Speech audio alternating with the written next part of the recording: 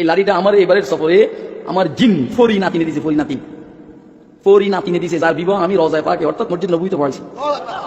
মসজিদে নববীতে পড়াইছি। সাহাবীর ছেলে হইলো দুলা তাবেঈ, সাহাবীর ছেলে হইলো দুলা তাবেঈ। ইনসানি জগতের মধ্যে আমরা 4 জন ছিলাম আর তারা লক্ষ্য করেছিল। বিবাহ খুতবাও আমি দিয়েছি, বয়ানও আমি করছি, বিবাহটা আমি উকিল হিসেবে করেছি। বিবাহের মোহর হলো 40 কেজি স্বর্ণ। কত কেজি স্বর্ণ? এটার মধ্যে আমার একটা ভাগ আছে, ধরুন 5 কেজি বা 10 কেজি, এটা আসবো ইনশাল্লাহ। ওইসব কাছে দাদু আমরা এটা পাঠাবো, এটা পাঠাইতে হবে নির্দিষ্ট সময়ে, মানুষের হাতে পড়লে ঝামেলা আছে। আল্লামা খুরশিদ আলম কাসেমি হাফিজাহুল্লাহ তিনি বললেন তিনি নাকি এবার সফরে গিয়ে মসজিদে নববীতে তিনি জিনদের বিবাহ করিয়েছেন। তা আচ্ছা, হারাম আইনে কি কোনো আলেম নাই যে জিনদের বিবাহ করানোর জন্য তাকেই ডাকতে হলো? আচ্ছা, তাকে ডাকতেই পারে যেহেতু তিনি জিনদের দাদু হয়, কিন্তু তিনি আবার জিনদের দাদু হয় কি করে?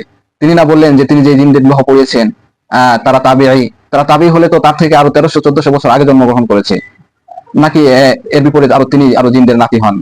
বিষয়টা আসলে আমাদের চিন্তা করার দরকার।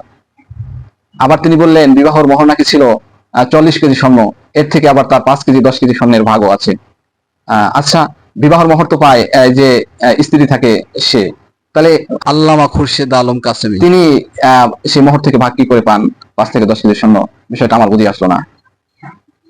আচ্ছা, তিনি যেভাবে আমাদেরকে জিনদের দেওয়া লাঠিটা দেখালেন, তিনি যদি ওই 5 কেজি 10 কেজি স্বর্ণ যেটা তার জন্য বরাদ্দ, তিনি আমাদেরকে যদি সেটা দেখাতেন, তাহলে আমরা যে তার ব্যাপারে বদগুমান করছি যে তিনি মিথ্যা বলেছেন, না হয় তার মানসিক সমস্যা, আমাদের এই বদগুমান দূর হয়ে যেত। আল্লাহ আমাদের সবাইকে হেফাজত করুন।